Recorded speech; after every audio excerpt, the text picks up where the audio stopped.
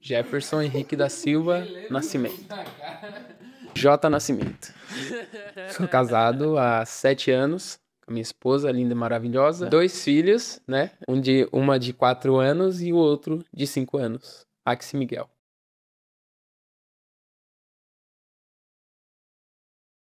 Vinícius, a Oi. paz do Senhor, tudo bom? Rapaz, Sim, você já viu que tem jovem que veio evangelizar aqui em Paris? sério, deixa eu ver. Vinícius, a gente se conheceu depois de ter passado por algumas igrejas, né? A gente congregou na mesma igreja, né? No período que ele estava saindo da igreja, que ele ia se mudar, né, para onde ele está hoje, na França, Paris. Nesses últimos dias ou últimos meses que ele estava para se mudar, a gente começou a se aproximar mais. E eu acho que a nossa proximidade foi em decorrência a nossa intenção sobre o mesmo objetivo, que era a área da apologética. A gente via muita coisa errada, cada um estava no seu espaço, só que a gente não conversava entre si. Foi quando então a gente viu que a gente tinha objetivos em comum. As nossas intenções eram reais e sinceras. Eu falei, cara, eu preciso de alguém assim para estar ao meu lado, para lutar junto comigo, porque nós amamos a igreja, nós sabemos que a igreja é gloriosa, mas o que estão fazendo com a glória da igreja é algo inaceitável e nós não podemos se calar diante disso, senão será um pecado de omissão da nossa parte. Foi então que eu falei, Vinícius, eu acho que o que a gente está fazendo é muito pouco. Eu acho que apesar de a gente ainda não ser relevante, né, na internet, apesar de a gente ser uma minoria, eu acho que a gente consegue fazer algo. A gente estava disposto a fazer o que for para a gente criar uma voz e levantar uma voz para que a gente pudesse ser ouvido.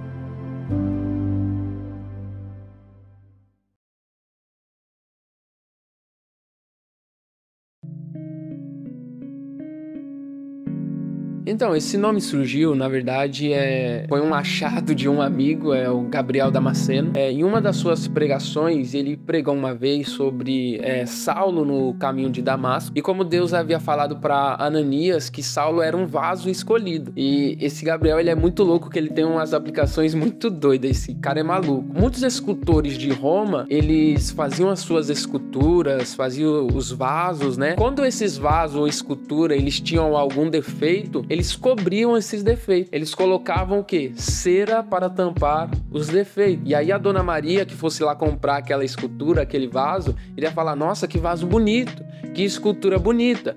Só que quando ela ia levar para casa, colocava a planta, né, as flores dentro do vaso e colocava na sua janela, quando o sol aparecia, o que acontecia?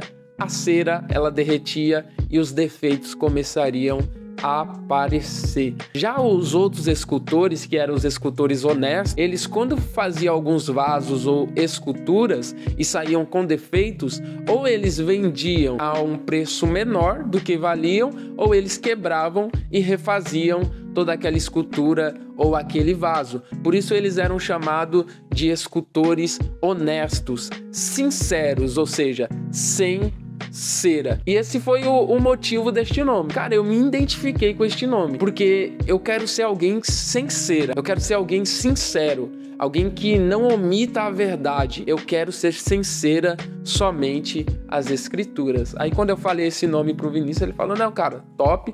É um pouco estranho no início alguém falar, né, sincera. E no início também eu achava muito estranho, só que eu falei, cara, no início muita coisa é assim, né? Tem muitos nomes que no início é estranho de pessoas, mas depois as pessoas vão se acostumando. E eu peguei esse nome pelo significado profundo que ele tem.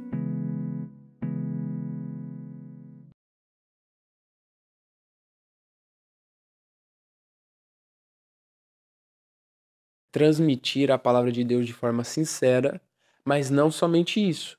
O objetivo é formar discípulos e levar as pessoas a Cristo. John Wesley ele disse assim, me dê 100 homens e eu virarei o mundo de cabeça para baixo. Nós temos alguns seguidores já no Instagram e quando eu olho para aquilo, a gente tende a pensar que é um número muito pequeno, 100 e poucos.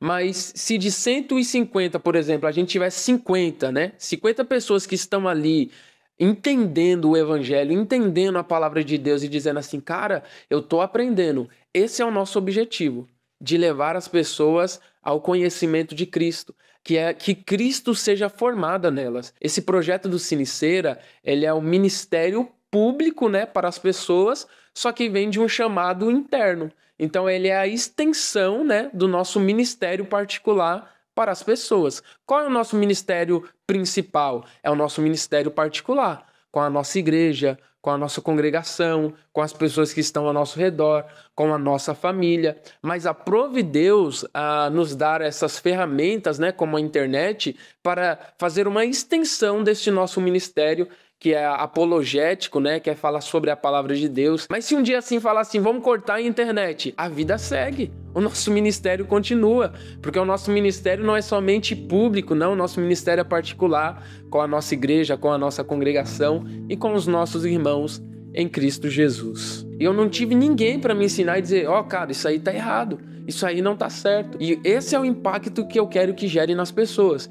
Se essas pessoas estiverem em igrejas, né, neopentecostais, que são o maior de serviço para o evangelho hoje, se essas pessoas estiverem em igrejas que os pastores são dominadores, né, que essas pessoas elas possam não somente olhar ou ouvir aquilo que nós estamos falando, mas que haja um interesse dela ir para as escrituras e observar que nas escrituras o que eles estão pregando por aí está completamente ao contrário daquilo que Jesus ele nos ensinou. Esse é o impacto que precisa ser gerado, de uma mudança, de uma transformação, das pessoas olharem para si, olharem para o ambiente que elas estão e dizer assim, será que é isso que Jesus quer? Será que esse é o padrão bíblico, né, da igreja do Senhor? Então elas precisam analisar isso com profundidade. Nosso desejo e o que nós esperamos é que nós possamos pelo menos gerar essa fagulha, né, de interesse nessas pessoas em correr para as Escrituras. Agora você pega essas pessoas com esses... O Igor é o pastor aqui da igreja também. Eu chamei o Igor e conversei com o Igor. A nossa amizade iniciou já com... Assim também como o Vinícius também. Eu falei, cara, eu tenho um projeto tal e tal. Ele gostou do projeto. Ele falei, cara, eu preciso de você também aqui conosco, porque a sua intenção, né, pela verdade, a sua sinceridade, a sua integridade é o que nós precisamos para esse projeto, sabe? Pessoas sinceras com o evangelho. Ele disse, não, tô dentro, tamo aí para gravar os vídeos e tudo mais, falar a verdade. E o Igor tá aí para isso. Ele vai gravar vídeos, vai gravar conteúdos, né, falando a respeito da verdade do evangelho. Tem alguns assuntos que ele domina bem de falar sobre responsabilidade, né, como homem de casa, responsabilidade com a obra de Deus. Nós também temos outro integrante, né, que vocês conhecem, que é o Moisés, né, que nós falamos muito dele aqui, né, eu mesmo falo muito dele aqui. O Moisés foi uma bênção nas nossas vidas, porque eu acho que era uma peça fundamental que nós precisávamos. Alguém que sabe avaliar e sabe nos conduzir, sabe, de uma maneira certa, sabe nos dar ideia, iluminação, sabe, pra gente gravar alguns conteúdos, tudo que a gente precisava para que o projeto ele engajasse mais ainda, e é o que vocês viram. Depois da entrada do Moisés pra cá, com as suas edições, os seus roteiros e tudo mais, o projeto deu uma engajada maior, né, e eu dou glória a Deus por isso.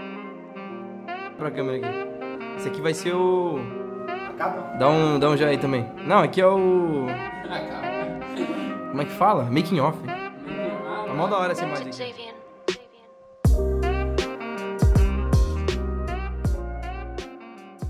Os integrantes do grupo, né, vamos dizer assim, na verdade é o intuito, vamos dizer assim, do projeto.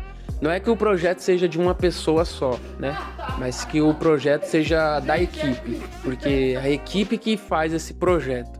Então, quando o projeto Siniceira ele nasce já com essa intenção, de não ser a cara do Jefferson e de não ser a cara do Vinícius, de ser a cara da verdade, da palavra de Deus. E com isso, nós temos muitos homens de Deus, homens de cruz, mulheres também, que são, biblicamente falando, homens e mulheres que têm respaldo para ensinar as pessoas.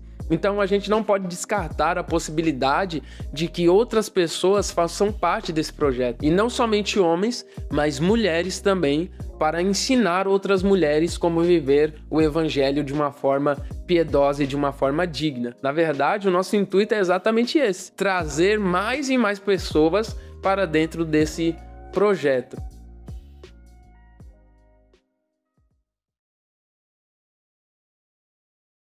Então, a questão financeira do projeto, ela é algo assim que a gente lidamos de uma forma amorosa, vamos se dizer assim. Todos os integrantes da equipe que eu falo assim, você quer participar, né? Quer me dar a honra de participar desse projeto? Eu falo, cara, nós não temos nada para oferecer para vocês agora, tá? Nós não temos dinheiro para assalariar vocês, mas nós precisamos da sua contribuição. É uma obra ou é um projeto que ele é levado com amor de cada um que pode contribuir de forma financeira. E vale ressaltar aqui que nós temos muitas responsabilidades fora esse projeto aqui. Todos nós temos famílias, todos nós temos os nossos afazeres, as nossas responsabilidades, as nossas dívidas, né, que nós temos que pagar e arcar, né, com as nossas dívidas para manter um bom testemunho. Então a gente sempre está disponibilizando ou deixando algo para que a gente possa investir no projeto. Como vocês podem ver, o nosso cenário aqui ele está ainda pela metade. Só que o nosso desejo e a nossa vontade de falar do evangelho é muito maior do que qualquer cenário ou qualquer coisa do tipo.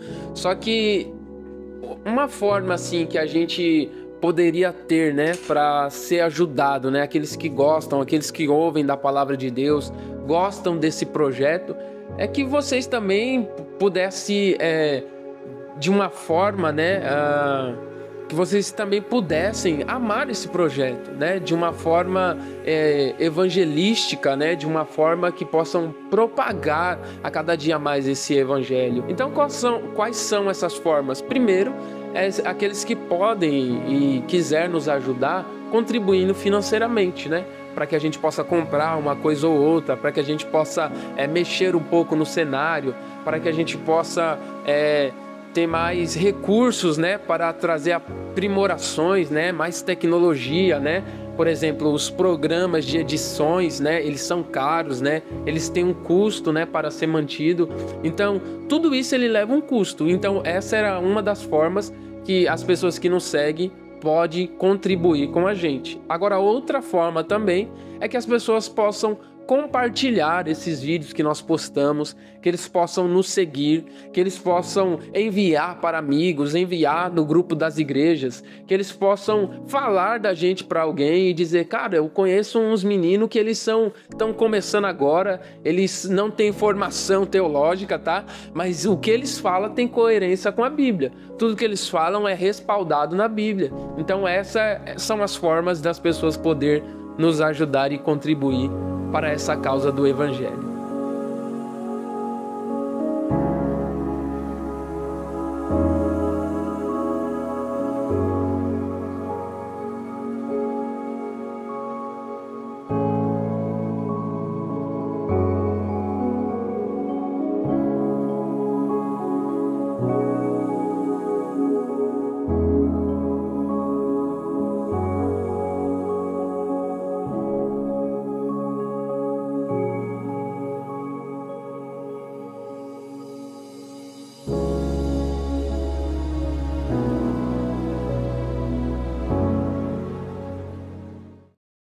Essa tomada aqui, ela precisa, eu vou dizer assim, precisa da sua contribuição para que a gente arranque ela daqui. Senão ela vai continuar aqui, o Moisés vai ficar me enchendo a paciência por causa dessa tomada ainda, mas não tem o que fazer, irmãos, não tem o que fazer. Enquanto a gente não tiver recurso, ela vai estar ali, tá?